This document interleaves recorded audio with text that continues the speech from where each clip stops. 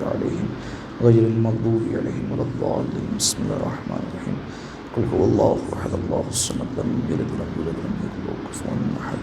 بسم الله الرحمن الرحيم. قل هو الله أحد الله الصمد لم يلد ولم يولد ولم يكن له كفوا أحد. بسم الله الرحمن الرحيم. قل هو الله أحد الله الصمد لم يلد ولم يولد ولم يكن له. اللهم اغفر للمؤمنين والمؤمنات والمسلمين والمسلمات الأحياء منهم والأموات. اللهم تابع بيننا وبينهم بالخيرات إنك مجيب الدعوات إنك على كل شيء قدير برحمتك يا أرحم الراحمين. اللهم صل على محمد وعلى آل محمد. اعوذ باللہ من الشیطان اللعین الرجیم. بسم اللہ الرحمن الرحیم. الحمد للہ الذی یخلق ولم یخلق ویرزق ولا یرزق ویطعم ولا یطعم. ثم الصلاة والسلام علی عبدک ونبیک وصفیک ورسولک وخیرتک من الخلق ابی القاسم محمد. اللہم صل علی محمد وعلى أهل بيته الطيبين الطاهرين المعصومين المظلومين سيما ابن عمه علي عليه السلام وهو النبأ العظيم والصراط المستقيم والقرآن الكريم وهو الصديق الأكبر والفاروق الأعظم وحبل الله المتين وإمام المسلمين ووصي رسول رب العالمين واللعنة الدائمة على أعدائهم أجمعين.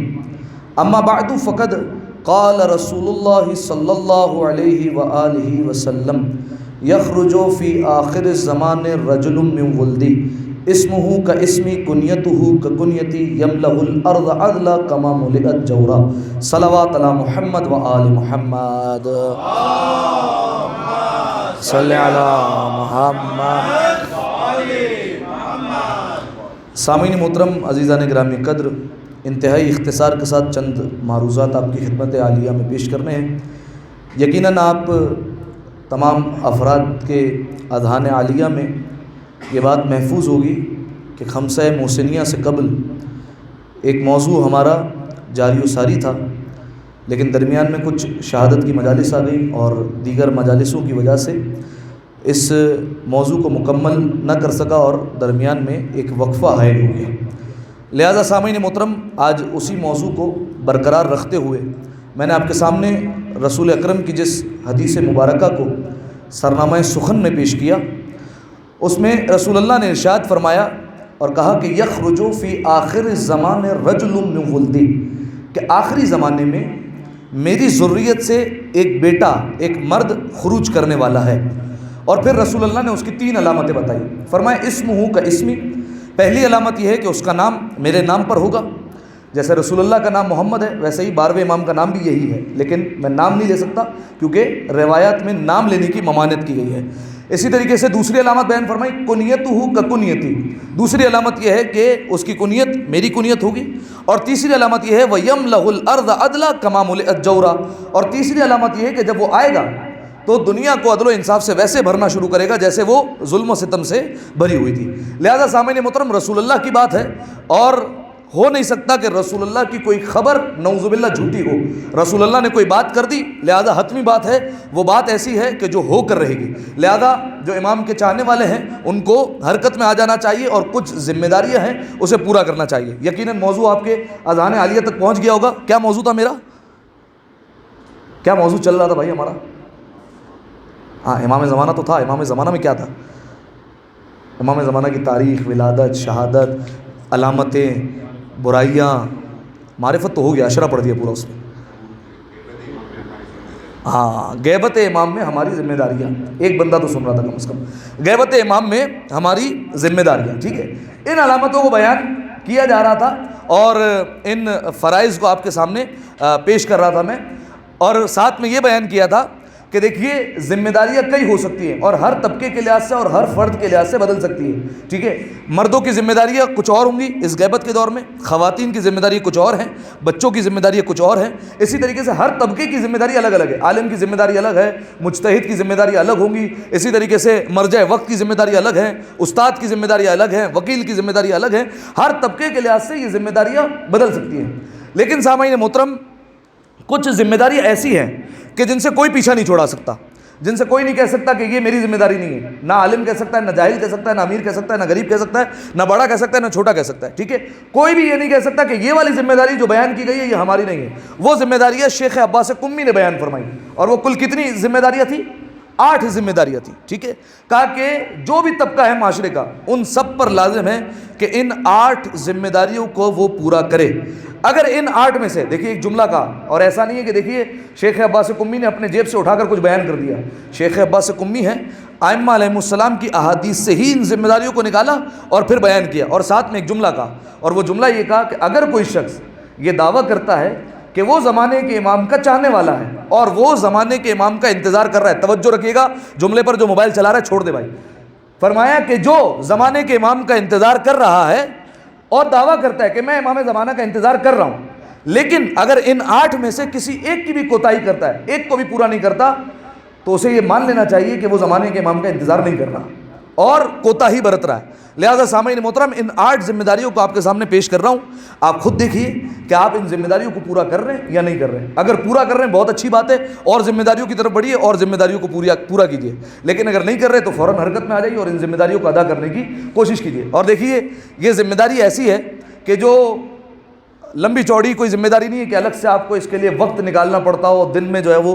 1 گھنٹہ مخصوص کرنا پڑتا ہو، ایسا کچھ نہیں ہے، بلکہ یہ ذمہ داریاں آپ اپنی جو ہے وہ مصروف زندگی میں اس کو ساتھ ساتھ جو ہے وہ انجام دے سکتے ہیں۔ اب وہ 8 ذمہ داریاں ہیں، لیکن میں نے بیان کیا یہ ذمہ داری کس نے بتائی ہے؟ شیخ عباس قمی نے، ٹھیک ہے۔ یہ 8 ذمہ داریاں بیان کر دی۔ اب دیکھیے بات میں وزن کتنا ہے یہ اس وقت پتہ چلتا ہے کہ شخصیت کتنی بڑی ہے، ٹھیک ہے۔ بالفرض اگر کوئی میں یہاں پر بات کر رہا ہوں تو ہو سکتا ہے میری بات جو ہے وہ بے معنی لگے آپ کو، بے اہمیت لگے، لیکن اگر یہی بات ایک بہت بڑا خطیب آ کر کہہ دے، بالفرض علامہ طالب جوہری آ کر آپ کے سامنے بیٹھ جائیں اور یہی بات کہیں جو میں نے کہی ہے، تو بات میں وہ وزن نہیں رہے گا جو میں نے کہی ہے، بلکہ وزن بڑھ جائے گا۔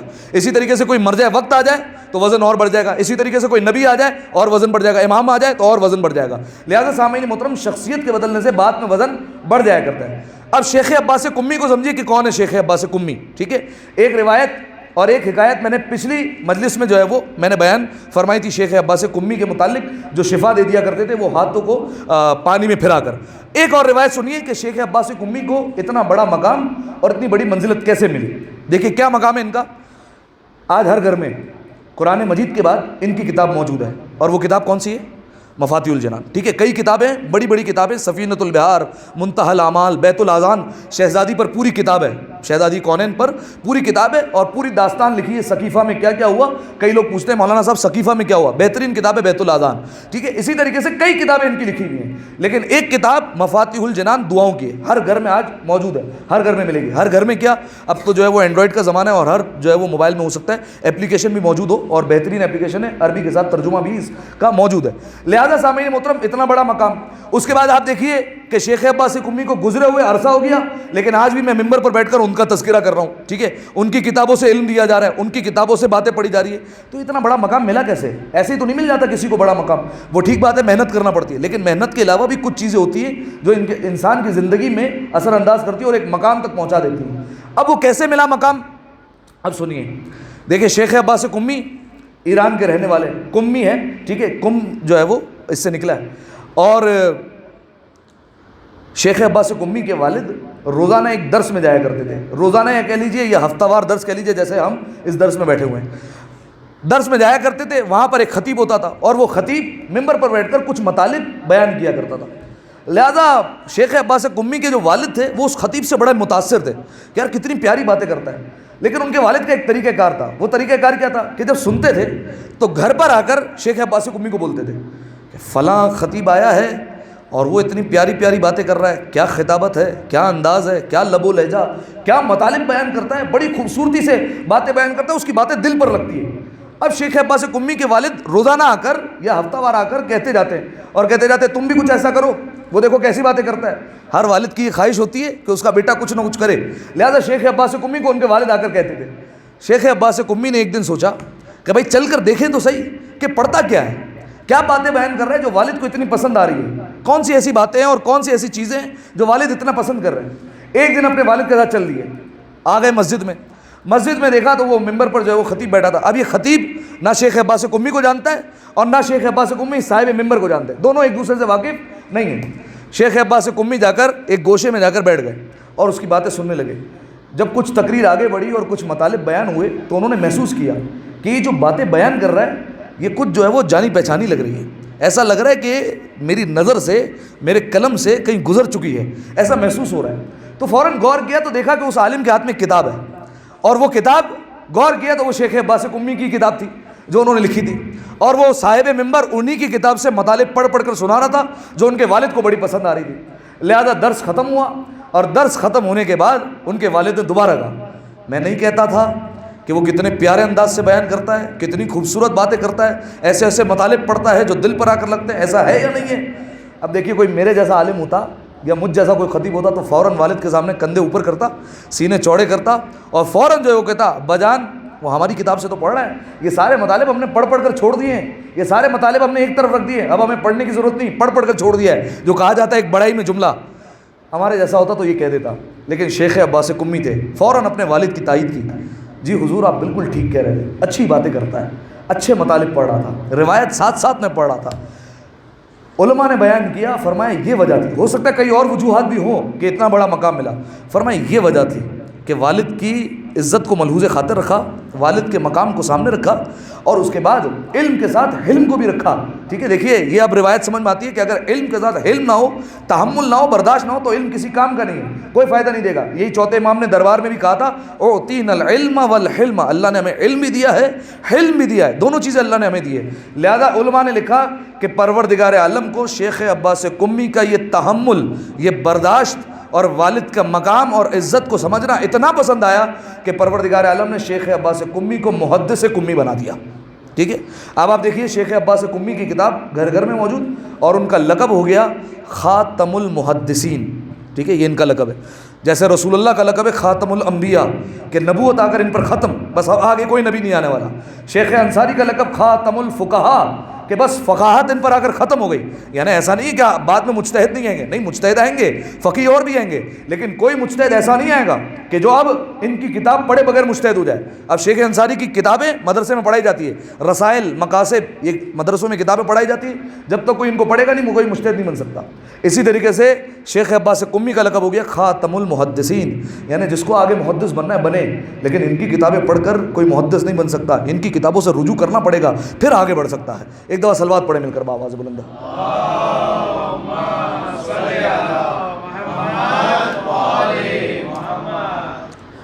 انہوں نے 8 ذمہ داریاں بیان فرمائی کہ غیبت کے دور میں ہر چاہنے والے کی, ہر مومن کی 8 ذمہ داریاں ہیں, اور اگر ان 8 میں سے کوئی دعویٰ یہ کرتا ہے کہ میں چاہنے والا ہوں, انتظار کرنے والا ہوں, لیکن ایک کی بھی کوتاہی برتتا ہے تو اسے فوراً حرکت میں آ جانا چاہیے کہ وہ حقیقی معنوں میں انتظار نہیں کر رہا. اب وہ 8 ذمہ داریوں میں سے میں نے آپ کے سامنے کتنی بیان فرمائی تھی؟ 2 4 نہیں بھائی, ایک بتائیں بھائی. ہاں 2 بیان فرمائی تھی. ٹھیک ہے, 2 آپ کے سامنے میں نے بیان کر دی تھی. اس میں سے پہلی ذمہ داری کون سی ہے؟ ہاں, پہلی ذمہ داری ہے محزون اور رنجیدہ رہنا, غم زدہ رہنا. ٹھیک ہے, یعنی انسان یہ تصور کرے, ایک مثال میں نے آپ کے سامنے دی تھی کہ اگر کسی کا کوئی عزیز اس سے بچھڑ جائے تو اس کو اندازہ ہوتا ہے کہ مجھے اس کے نہ ہونے سے کیا کیا نقصانات ہو رہے ہیں. بالفرض کسی کا باپ چلا جائے دنیا سے تو ہر موقع پر اس کو یاد کرتا ہے کہ آج ابا جان ہوتے تو یہ ہوتا, ایسا نہیں ہوتا, ویسا ہوتا, ہر موقع پر یاد کرتا. فرمایا ایک چاہنے والا جو ہوگا امام کا, اسے یہ غم ہوگا کہ 1400 برس سے میرا امام پڑھتا ہے غیبت میں, تو ان کے غیبت میں ہونے سے مجھے کیا کیا نقصانات ہو رہے ہیں, کیا کیا نقصانات ہو رہے ہیں. کوئی بتا سکتا ہے کیا نقصان ہوا امام غیبت میں؟ تو کیا نقصان ہے؟ علم کا خزانہ بند ہے. اب ہمیں علم حاصل کرنے کے لیے دوسرے دروازوں پر جانا پڑتا ہے, اور اس میں بھی پکا نہیں ہے کہ یہ علم صحیح مل رہا ہے یا غلط مل رہا ہے, نہیں پتہ. ٹھیک ہے, جب دوسرے اماموں کا دور تھا, 11 اماموں کا دور, جس صحابی کو، جس چاہنے والے کو کوئی مسئلہ درپیش آتا تھا، ہاں یہ الگ بات ہے سفر کرنا پڑتا تھا، امام تک پہنچنا پڑتا تھا، امام تک پہنچے لیکن اطمینان تو ہوتا تھا کہ بات صحیح مل رہی ہے، بات وہی مل رہی ہے جو اللہ کا کلام ہے۔ لیکن آج کے دور میں علم کے خزانے، علم کا دروازہ بند ہو چکا ہے، اب براہ راست ہمیں کوئی علم دینے والا نہیں، بس جو ائمہ علیہ السلام کے حدیث ہے انہی سے پڑھ پڑھ کر علم حاصل ہو رہا ہے، ٹھیک ہے۔ اور کیا نقصان ہو رہا ہے؟ مومنین کو پریشانیاں ہیں۔ اسی طریقے سے کئی دعائے ندبہ میں چھوٹی چھوٹی باتیں لکھی ہوئی ہیں، جیسے کہ ہم ساری مخلوق کو دیکھ سکتے ہیں، نہیں دیکھ سکتے تو اسے نہیں دیکھ سکتے امام کو، امام کی باتیں نہیں سن سکتے، امام کی ہم نشینی اختیار نہیں کر سکتے، ان کی محفل میں، ان کی بزم میں، ان کی مجلس میں جا کر بیٹھ نہیں سکتے۔ یہ سارے کے سارے نقصانات ہیں۔ ایک چاہنے والا جو ہوگا وہ ان نقصانات کو محسوس کرے گا اور اپنے سینے میں غم محسوس کرے گا، ٹھیک ہے۔ ایک ذمہ داری ہو گئی ہے، اسی لیے اس کی بہترین دعا دعائے ندبہ، ندبہ کا مطلب ہی فریاد، رونا، ٹھیک ہے۔ اسی لیے بیان فرمایا کہ 4 عیدوں پر اسے پڑھو لازمی طور پر۔ کون کون سی عیدیں؟ عید غدیر، عید فطر، عید الاضحیٰ اور روز جمعہ، کہ جمعہ بھی ایک عید ہے، لہذا جمعے کو بھی دعائے ندبہ کا اہتمام کیا جائے۔ لیکن اہتمام ہوتا ہے لیکن افراد بہت کم ہوا کرتے ہیں۔ ایک دفعہ صلوات پڑھیں مل کر، بابا بولیں صلی علی محمد وعلی محمد۔ لہذا پہلی ذمہ داری محزون اور رنجیدہ رہنا، غم زدہ رہنا، ٹھیک ہے، یہ ذمہ داری آپ تک پہنچ گئی۔ دوسری ذمہ داری وہ کیا بیان کی تھی؟ اپنے ایمان کی حفاظت کرنا، ٹھیک ہے، یہ سب سے اہم ذمہ داری ہے خدا کی قسم اس دور میں، کیونکہ ایسی ایسی روایت موجود ہے کہ جو انسان کو ہلا کر رکھ دے، ایسی ایسی جو ہے وہ روایتیں موجود ہیں۔ ان میں سے کچھ میں نے آپ کے سامنے پیش کی تھی کہ آخری زمانے کے کیا حالات ہوں گے۔ جابر عبداللہ انصاری کا پورا خواب آپ کے سامنے بیان کر چکا ہوں کہ آخری زمانے میں کیا حالات ہونے والے ہیں۔ اور پھر چوتھے امام کا ایک قول کہ آخری زمانے میں صبح سے لے کر شام تک ہاتھوں پر انگارہ لے کر کھڑا ہونا آسان ہوگا لیکن اپنے ایمان کو بچانا مشکل ہوگا۔ اور پھر چھٹے امام نے آگے چل کر یہی ارشاد فرمایا کہ آگے چل کر کیا ہوگا، جب زمانے کا امام کا دور آئے گا تو کیا ہوگا؟ فرمایا جب ہمارا بیٹا پردے میں ہوگا تو اپنے چاہنے والے، غیر نہیں، غیر تو ابھی بھی آپ کو کہتے ہوئے ملیں گے، اپنے چاہنے والے کہتے ہوئے نظر آئیں گے، لم یولد، ابھی تک پیدا نہیں ہوئے ہیں، فی ای واد سلکا، کہاں چھپ گئے ہیں، کیوں نہیں آنے والے؟ یہ جو آج غیر باتیں کرتے ہیں، کون سے غار میں چھپے ہوئے ہیں، نعوذ باللہ، یہ اپنے باتیں کریں گے۔ اور پھر کیا کہا جائے گا؟ او ہلکا، ہلاک ہو گئے ہیں، اب نہیں آنے والے، اب کوئی چانس نہیں ہے ان کے آنے کا، لہذا یہ باتیں کی جائیں گی۔ لہذا فرمایا کہ دوسری ذمہ داری اپنے ایمان کو سالم رکھنا۔ اس لیے 2 دعائیں میں نے آپ کو بتائی تھی، مجھے نہیں پتا کتنے لوگوں نے پڑھی اور کتنے لوگوں نے جو ہے وہ اس کا سلسلہ بنایا۔ ایک دعائے معرفت، ٹھیک ہے، کہ امام نے فرمایا، ابو بصیر نے فرمایا ان ادرکت ذالک الزمان، مولا اگر میں وہ زمانہ دیکھ لوں تو میں ایسا کیا کروں کہ میں ان لوگوں میں سے نہ ہو جاؤں جو ایسی باتیں کریں گے۔ امام نے فرمایا دعائے معرفت پڑھا کرو، 2 سے 3 لائنوں کی دعا ہے، فرمایا ایسے پڑھا کرو ہر نماز کے بعد۔ فرمایا ہم ضمانت دیتے ہیں تم ہماری معرفت پر ثابت قدم رہو گے۔ وہ آپ کے گروپ میں جو ہے وہ بھجوا دی گئی ہے اور کب کا جو ہے وہ پہنچ گئی ہے، اب مجھے نہیں پتا کتنے لوگوں نے پڑھی۔ اور ایک دعائے غریق جسے کہا جاتا ہے یا دعائے حفظ ایمان بھی کہا جاتا ہے، وہ الحمدللہ سب کو یاد ہوگی، یا اللہ یا رحمانو یا رحیم یا مقلب القلوب ثبت قلبی یا قلوبنا علی دینک، اے اللہ، اے رحمان، اے رحیم، اے دلوں کو بدل دینے والے، ثبت قلبی، میرے دل کو ثابت قدم رکھ، علی دینک، اپنے دین پر۔ مولا سے پوچھا مولا دین کیا ہے؟ فرمایا دین کچھ اور نہیں بس ہماری ولایت ہے، فرمایا اس پر ثابت قدم رکھ۔ لہذا سامعین محترم یہ 2 ذمہ داریاں ہو گئی، ایک محزون اور رنجیدہ رہنا اور دوسری ذمہ داری اپنے ایمان کی حفاظت کرنا۔ تیسری ذمہ داری آئیے، اور وہ تیسری ذمہ داری ہے امام کی سلامتی کے لیے دعا کرنا، ٹھیک ہے۔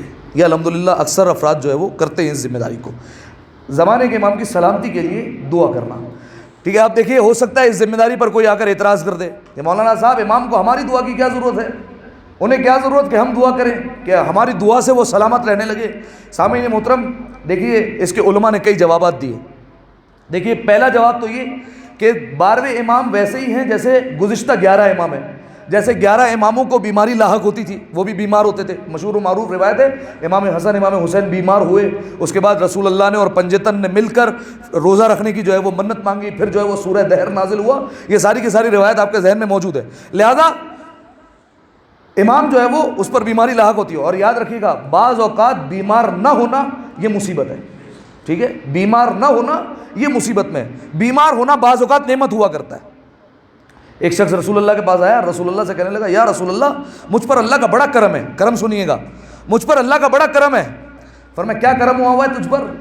فرمایا کرم یہ ہوا ہے مجھے بیماری نہیں آتی، میں بیمار ہی نہیں ہوتا، نہ بخار ہوتا ہے نہ کچھ ہوتا ہے، میں بیمار نہیں ہوتا۔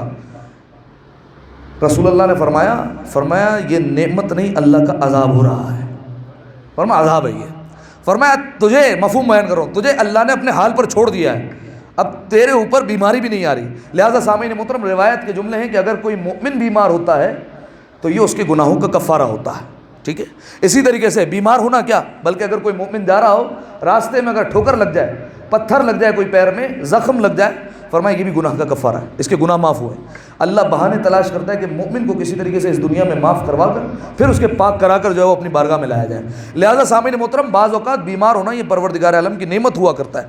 لہٰذا فرمایا کہ جو سلامتی کی ہم دعا کرتے ہیں وہ کیوں کرتے ہیں؟ تاکہ امام پر کوئی بیماری، کوئی آفت، کوئی مصیبت، کوئی پریشانی نہ آئے، امام ہر پریشانی سے دور رہے۔ ایک اور فلسفہ بیان کیا، ایک اور مقصد بیان فرمایا سلامتی کی دعا امام کے لیے تو کرتے ہیں لیکن ساتھ میں ہمارا بھی فائدہ ہے، ٹھیک ہے، گھوم کر ہی ہمارا ہی فائدہ ہے۔ کیوں؟ دیکھیے میں ایک مثال دیتا ہوں، میں آپ کو کہتا ہوں السلام علیکم، آپ سامنے سے کیا کہیں گے؟ وعلیکم السلام۔ السلام علیکم کیا مطلب ہے؟ تم پر سلامتی ہو، ٹھیک ہے۔ سامنے سے اس پر کہنا واجب ہے وعلیکم السلام، یعنی اگر میں یہاں سے دعا کر رہا ہوں اپنے امام کی سلامتی کے لیے تو سامنے سے امام بھی تو دعا کر رہے ہیں، جو جزاک اللہ، سامنے سے امام بھی تو دعا کر رہے ہیں، ان کا خاص لطف و کرم بھی تو ساتھ میں شامل حال ہو رہا ہے۔ دیکھیے اگر بالفرض اگر میں دعا نہیں کرتا ہوں تو امام دعا جو کریں گے وہ تمام مومنین کے لیے کریں گے، اس میں ہم بھی آ جائیں گے، لیکن اگر بالفرض میں خاص طور پر دعا کرتا ہوں، امام کا نام لے کر امام کے لیے خاص طور پر دعا کرتا ہوں تو امام کا لطف و کرم بھی خاص ہو جائے گا، اور خاص ہو سکتا ہے امام نام لے کر دعا کرے۔ اور میں نے پہلے بھی کہا ہے کہ اگر انسان دنیا میں کامیاب ہونا چاہتا ہے، دنیا و آخرت میں، فرمایا تو کوئی ایسا کام کر لے کہ 14 میں سے کوئی ایک مسکرا کر دیکھ لے، اگر ایک مسکرا گیا تو زندگیاں سنور جائے گی۔ ایک دفعہ صلوات پڑھ لے مل کر بآواز بلند، اللہ صلی علی والے محمد۔ لہذا امام کی سلامتی کے لیے دعا کرنا کہ پروردگار عالم ہمارے امام کو سلامت رکھے، اور اس کی بہترین دعا کون سی ہے؟ دعا ہے سلامتی امام زمانہ، اور اسے بیان فرمایا 5ویں امام نے یا 6ٹھے امام نے، دونوں سے روایتیں ملتی ہے، اور مولانا نے فرمایا کہ اس طریقے سے جو ہے وہ دعا کو پڑھا جائے، اور علماء نے بیان کیا کہ اگر ہو سکے تو دن میں جو ہے وہ زیادہ سے زیادہ اس دعا کی تلاوت کی جائے، ورنہ کم از کم ایک بار تو انسان پڑھ لے دعائے قنوت میں، نماز کے اختتام پر، مجلس کے اختتام پر، سفر میں، چلتے پھرتے ایک دفعہ بس جو ہے دعائے سلامتی امام زمانہ کی تلاوت کر لے، یہ لکھا جائے فہرست میں کہ اس نے بھی جو ہے وہ امام کی سلامتی کے لیے دعا کی تھی۔ یہ 3 ذمہ داریاں ہو گئی۔ چوتھی ذمہ داری اسی سے بالکل ملتی جلتی ہے، وہ کیا کہ زمانے کے امام کی سلامتی کے لیے صدقہ دینا، ٹھیک ہے، بڑا اہم ہے یہ۔ دیکھیے لفظی طور پر ہم زبان سے کہہ رہے ہوتے ہیں کہ پالنے والے ہمارے امام کو تو سلامت رکھ، لیکن یہ لفظی کاروبار ہے صرف، ٹھیک ہے، صرف ہم زبان سے کہہ رہے ہیں، یہ بھی کرنا ہے، ٹھیک ہے، ایسا نہیں اس کو چھوڑ دینا، اسے بھی کرنا ہے، لیکن جب اگر کوئی کہے دعویٰ کر کے کہ بھائی تم واقعی چاہتے ہو کہ تمہارا امام سلامت رہے تو کوئی عمل کر کے بتاؤ، تو صدقے سے بہتر کوئی عمل نہیں ہے، ٹھیک ہے، کہ صدقہ بہترین چیز ہے جو مصیبتوں کو اور پریشانیوں کو ٹال دیا کرتا ہے۔ لہذا صدقہ دیا جائے امام کی خاطر، ٹھیک ہے، جب اپنی حفاظت کے لیے صبح صبح گھر سے نکلتے ہیں اور اپنی حفاظت کے لیے اماں کہتی ہے بیٹا صدقہ دیتے ہوئے جاؤ، تو صدقہ دیتے ہوئے جاتے ہیں تو ساتھ میں یہ نیت کر لیں کہ یہ میں صدقہ زمانے کے امام کے لیے بھی دے رہا ہوں، اور یہ ضروری نہیں ہے کہ آپ اس کے لیے کوئی فقیر کو تلاش کریں اور گھر جا کر ڈھونڈیں کہ کہاں فقیر ملے گا، یہاں تو سارے کے سارے امیر ہیں، کہاں سے فقیر ڈھونڈوں۔ یہ صدقہ کسی کو بھی دیا جا سکتا ہے، مستحب صدقہ ہے، صدقہ امام زمانہ، کسی کو بھی دے سکتے ہیں، کسی مومن کو دے دیں آپ، اور یہ ساتھ میں نیت کر لیں کہ یہ صدقہ امام زمانہ ہے۔ سامنے والے مومن کو بتانا بھی ضروری نہیں ہے کہ صدقہ ہے، کیونکہ ہمارے معاشرے میں یہ عیب سمجھا جاتا ہے اگر کسی کو دے صدقہ ہے تو سامنے سے آپ کو جو ہے وہ ڈانٹنے لگ جائے گا، صدقہ دے رہے ہو ہمیں تو محتاج سمجھتے ہو، حالانکہ یہ مفہوم ہی نہیں ہے بھائی صدقے کا صدقہ، بلکہ روایت میں کہا گیا ہے کہ فقط اور فقط مستحقین کا حق نہیں ہے، وہ واجب صدقات ہے، مستحب صدقات ہر کسی کو دیا جا سکتا ہے، بہتر ہے غریب مومن کو دیا جائے لیکن ہر ایک کو یہ دیا جا سکتا ہے۔ تو 4 ذمہ داری اب تک آپ کے سامنے بیان کر دی۔ پہلا غمزدہ رہنا، دوسرا ایمان کی حفاظت کرنا، تیسرا فرض ہے امام کی سلامتی کے لیے دعا کرنا، اور چوتھا فرض امام کی سلامتی کے لیے صدقہ دینا۔ 4 ذمہ داری ہو گئی، ایک اور سن لیں بس۔ 5ویں ذمہ داری یہ ہے کہ امام کے نام کا احترام کرنا، ٹھیک ہے۔ دیکھیے امام کی ذات جو ہے وہ ہم سے پردے میں ہے اور وہ ہمارے سامنے موجود نہیں ہے، لہذا جو ہے وہ امام کی ذات کا ہم بظاہر تو احترام نہیں کر سکتے، لیکن ان کے نام کا کم از کم جو ہے وہ احترام کیا جا سکتا ہے۔ کون کہتا ہے کہ روح رواں پردے میں ہے، کون کہتا ہے کہ روح رواں پردے میں ہے، آنکھ پر پردہ پڑا ہے وہ کہاں پردے میں ہے۔ ایک دفعہ صلوات پڑھے مل کر بآواز بلند، اللہم صلی علی محمد۔ بظاہر امام ہماری آنکھوں سے اوجھل ہیں، ٹھیک ہے، دیکھیے یہ شعر جو ہے وہ بالکل روایت پر دلیل ہے کہ روایت بھی ہے نا کہ جب زمانے کے امام کا ظہور ہوگا تو ہر بندہ کہے گا یہ ان سے تو ہماری فلاں جگہ پر ملاقات ہوئی تھی، فلاں زیارت پر جو ہے وہ ہم ان سے مل چکے ہیں، فلاں حج پر ہم ان سے مل چکے ہیں. لہٰذا ہر ایک یہ دعویٰ کر رہا ہوگا کہ ان سے ہماری ملاقات ہو چکی ہے. لہٰذا یہ بات بالکل درست ہے کہ ہماری آنکھوں پر پڑتا ہے وہ تو ہمارے درمیان ہی ہے کہیں نہ کہیں. لہٰذا سامعین محترم، امام کی ذات کا ہم سامنے جو ہے وہ احترام نہیں کر سکتے، لیکن امام کے نام کا احترام کرنا، ٹھیک ہے. امام کا نام آئے تو سر کو جھکا لینا، یہ احترام کی دلیل ہے. امام کا نام آئے تو جو ہے وہ اپنی جگہ سے کھڑے ہو جانا، یہ احترام کی دلیل ہے. اور یہ اپنی جیب سے بنایا ہوا جو ہے وہ فرض یا ذمہ داری نہیں ہے، بلکہ 8ویں امام علی رضا علیہ الصلوۃ والسلام کی سنت ہے. اللہم صلی علی محمد. جب امام کے سامنے دیبل امام کا درباری شاعر تھا، امام اسے حکم دیا کرتے تھے دیبل کوئی شعر کہو ہماری شان میں. لہذا دیبل امام کی شان میں اور دیگر ائمہ معصومین علیہ السلام کی شان میں اشعار لکھا کرتے تھے. لہذا جب دیبل نے ائمہ علیہ السلام کی شان بیان کرنا شروع کی اور بیان کرتے کرتے 12ویں امام تک آئے اور نام لیا قائم، لقب آیا جیسے ہی قائم کا، تو 8ویں امام اپنے مقام سے کھڑے ہو گئے اور اپنے سر کو جھکا لیا اور سر پر ہاتھ رکھ دیا پر.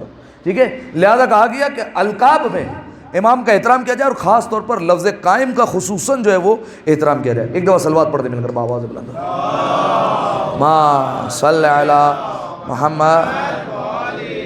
بس گزارش ہے کہ ان 5 ذمہ داریوں کو آپ جو ہے وہ یاد رکھیے گا، اور یاد رکھیں گے تو یہ عمل ہو سکے گا. ٹھیک ہے. اور اسے جو ہے وہ پورا کرنے کی کوشش کریں، ورنہ جو ہے وہ ایسا نہ ہو کہ ہمارا بھی زمانے کے امام کے منتظرین میں شمار نہ ہو. لہذا کوشش کیجیے کہ ان ذمہ داریوں کی جو ہے وہ اپنی زندگی میں پابندی رکھیے، اور اس کے لیے کوئی جو ہے وہ خاص طور پر وقت نکالنے کی ضرورت نہیں ہے. یہ ایسی ذمہ داری ہے جو انسان کے دل اور زبان سے تعلق رکھتی ہے. لہذا سامعین محترم، ان ذمہ داریوں کو لازمی طور پر جو ہے وہ پورا کیجیے. اور یہ 5 ذمہ داری اس خاطر بھی یاد رکھیے کہ اگلی جمعرات کی مجلس میں سب سے پہلے جو ہے وہ یہی پوچھوں گا میں. 5 ذمہ داریاں بتائیں گے، پھر اگلی 3 ذمہ داریاں جو ہے وہ بیان کر کے اس موضوع کو یہاں پر اختتام کریں گے. اور اس کے بعد انشاءاللہ جو ہے وہ اگلی مجالس میں جو ہے وہ کوشش کروں گا. بہرحال موضوع تو کافی ہے، کسی موضوع پر جو ہے وہ انتظامیہ سے یا دیگر افراد سے مشاورت کر کے دیکھوں گا کون سا موضوع جو ہے وہ شروع کرنا ہے اور کس موضوع کا باقاعدہ آغاز کیا جائے. انشاءاللہ جو ہے وہ آپ تمام افراد کا مشورہ جو ہے وہ اس میں میرے لیے اہم رہے گا. باقی ایک اور گزارش ہے بھائی، یہاں پر مجلس سے پہلے ایک اور دعا بھی ہوتی ہے، اگر آپ کے علم میں ہو. اگر نہیں ہے تو میں آپ کو بھی بتا دیتا ہوں کہ یہاں پر دعائے کمیل کا بھی اہتمام ہوتا ہے. تو آپ جو اپنے گھر سے بعد میں نکلتے ہیں اس لیے کہ 8:30 بجے ہم جو ہے وہ ڈاٹ پہنچیں گے، اور پھر جو ہے وہ نیاز وغیرہ لے کے ہم جو ہے وہ گیٹ سے باہر ہو جائیں گے. میرے بھائی خدا کے لیے دعائے کمیل بھی امام نہیں بتائیے، میں اپنے جیب سے جو ہے وہ بیان کر کے جو ہے وہ نہیں پڑھ رہا ہوتا ہوں یہاں پر، یا میرا کوئی اور بھائی نہیں پڑھ رہا ہوتا. کوشش کر کے دعائے کمیل جو ہے وہ مولا کا حکم ہے سے پڑھا کریں. لہٰذا کوشش کر کے تھوڑا سا پہلے آ جائیں گے تو کوئی جو ہے وہ، میں وعدہ کرتا ہوں کوئی آپ کی زندگی میں خلل واقع نہیں ہوگا، بلکہ انشاءاللہ فائدہ ہی فائدہ ہوگا. ایک دفعہ صلوات پڑھیں مل کر بآواز بلند، اللہم صلی علی محمد. ابھی 25-30 افراد تو ہیں، انشاءاللہ اگلی دعائے کمیل میں 25-30 افراد جو ہے وہ ہونے چاہیے جنہوں نے سنا ہے، اور جنہوں نے نہیں سنا آپ جو ہے وہ ان تک پہنچا دیجیے گا کہ مولانا صاحب نے کہا ہے. ٹھیک ہے. آخر میں دعا ہے پروردگار عالم سے، پروردگار ہماری اس عبادت کو اپنی بارگاہ میں قبول فرما، تمام گناہ صغیر اور کبیرہ کو معاف فرما، پالنے والے جو ذمہ داریاں ہم سن رہے ہیں اس پر عمل کرنے کی توفیق عطا فرما، دعائے کمیل پڑھنے کی توفیق عطا فرما، جنت البقیع کے تعمیر کے اسباب جلد از جلد مہیا فرما، تمام مقامات مقدسہ کی حفاظت فرما، تمام مقامات مقدسہ کی زیارت نصیب فرما، زمانے کے امام کے ظہور میں تعجیل فرما، ہمیں ان کے اعوان و انصار میں شمار فرما.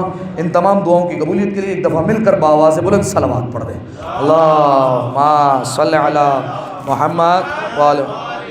ابھی مرحومین کے لیے یہاں پر سورہ یاسین کی تلاوت کی جائے گی، اور اس میں جو ہے وہ ایک ساتھ میں نیت کر لیجیے گا کہ یہ زمانے کے امام کو بھی میں ہدیہ کر رہا ہوں. ایک ذمہ داری انشاءاللہ اگلے جمعرات کو بیان کروں گا، اسی کا جو ہے وہ ایک میں نے آپ کو بتا دیا کہ سورہ یاسین جو ہے وہ لازمی طور پر امام کی بھی نیت کیجیے گا کہ ان کو بھی ہدیہ کریں. ایک دفعہ پھر صلوات پڑھ دیں.